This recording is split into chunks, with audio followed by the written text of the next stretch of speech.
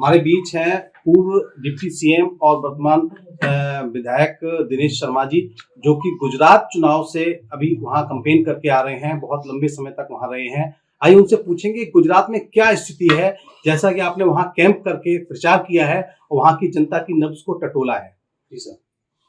देखिए, मुझे गुजरात में अहमदाबाद, गांधीनगर, बड़ोदरा, भरूच, राजकोट, जामनगर, सुरेंद्रनगर, सूरत, ये तमाम जगहों पर दर्जनों, कई दर्जन सभाएं और कई दर्जन कार्यक्रम करने का सौभाग्य मिला है।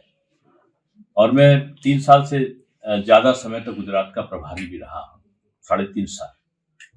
और मैंने गुजरात के पिछले चुनावी विधानसभा, लोकसभा और पंचायत के चुनाव देखे हैं। अब की चुनाव में जिस प्रकार से, जो पहला चुनाव था, लोग कहते थे कि मोदी जी की आंधी है। अब की चुनाव है तो वहां पर मुझे लोगों ने बोलते सुना मैंने कि मोदी जी का तूफान आ रहा है।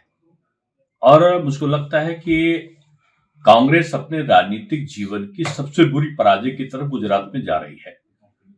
आम आदमी पार्टी उत्तर प्रदेश और उत्तराखंड में जो विधानसभा चुनाव में जमानत जब्त करने का, सभी सीटों पर जमानत जब्त करने का जो उनका रिकॉर्ड बना था, उस रिकॉर्ड को वो ब्रेक तो नहीं कर सकते, लेकिन सभी सीटों पर जमानत जब्त की तरफ वो जाएंगे, खाता नहीं खुलेगा।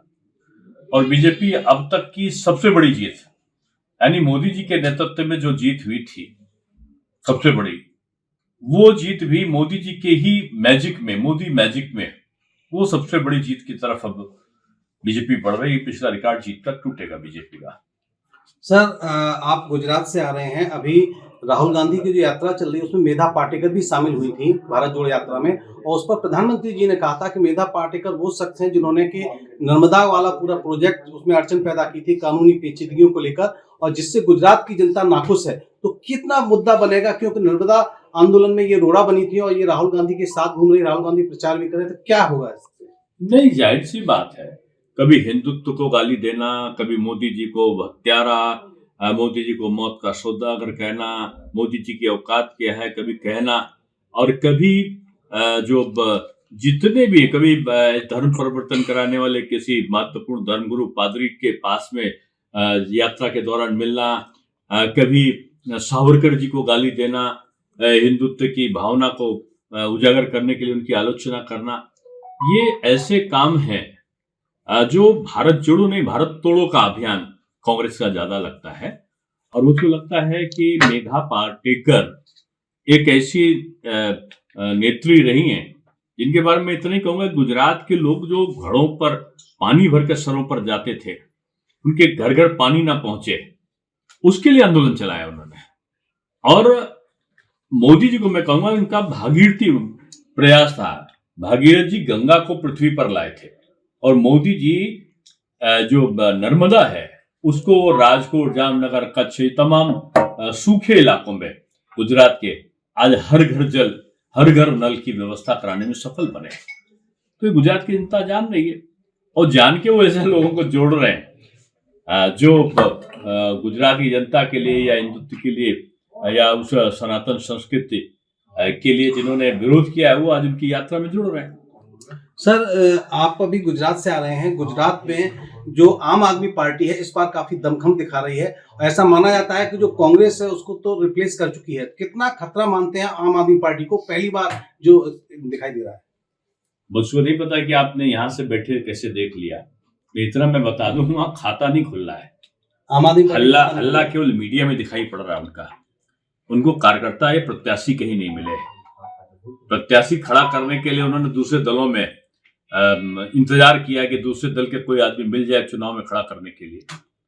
आज केवल अखबारों में और मीडिया में बने रहेंगे, कुछ दिन स्वर आप सुन सकते हैं, लेकिन 1 तारीख को जो प्रथम चरण है और 5 तारीख को जो द्वितीय चरण है गुजरात में, चुनाव के बाद आप उनकी आमद और उनकी उपस्थिति को गुजरात में नहीं पाएंगे।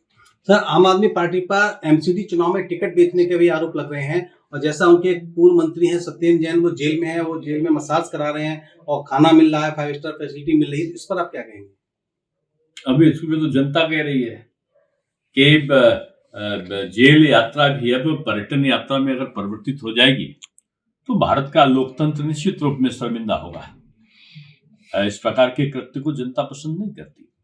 और एमसीडी चुनाव में भी आप देखेंगे एक बार फिर से बीजेपी की नगर निगम चुनाव में भारी बहुमत से विजय होगी। सर, बापू नगर विधानसभा सीट की आपने बात की, आप वहां घूमकर भी आए हैं।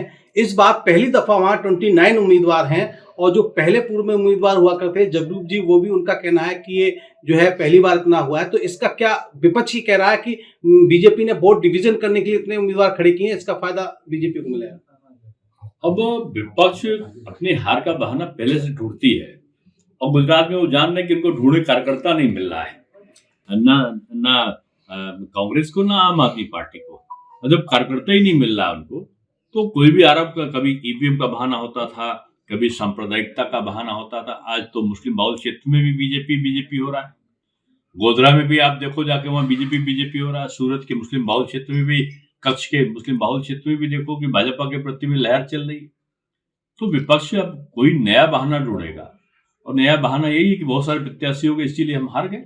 सर, गुजरात में विपक्ष ये भी कह रहा है कि जो असदुद्दीन ओवैसी की पार्टी है वो भी लड़ रही है और पिछली बार सूरत के जो निकाय चुनाव हुए तो उसमें अच्छा प्रदर्शन किया था उसने, तो कितना असर डाल पाएगी। और विपक्ष ये भी कह रहा है कि बीजेपी की बी टीम है और ये बीजेपी को फायदा पहुंचा रही है।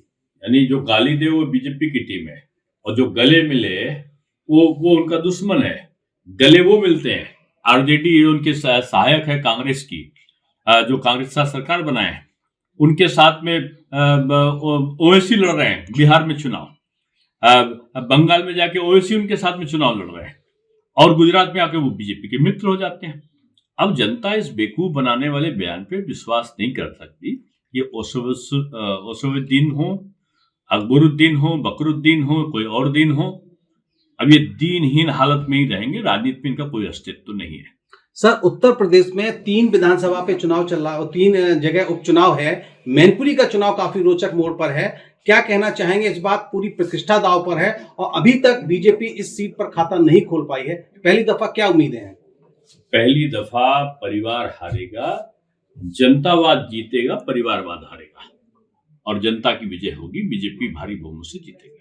सर, रामपुर में भी मामला पूरा कसमकस से फंसा हुआ है और पहली बार देखा जा रहा है कि आजम खां को परास्त करने के लिए, हालांकि लोकसभा उपचुनाव भी आपने वहां जीता है, तो क्या रहने वाला, क्या स्पेकुलेशन है आपका? रामपुर में जय श्री राम होगा। जय श्री राम होगा, ठीक। तो कुल मिलाकर दिनेश शर्मा जी का कहना है कि उत्तर प्रदेश में उपचुनावों में और गुजरात में बीजेपी को भारी बहुमत से विजय मिलेगी और अभी गुजरात दौरा करके आ रहे हैं। इनका साफ कहना है कि आम आदमी पार्टी का वहां खाता नहीं खुलेगा, केवल उसका शोर जो है वो मीडिया तक है। राकेश भदौरिया, एबीपी गंगा, एटा।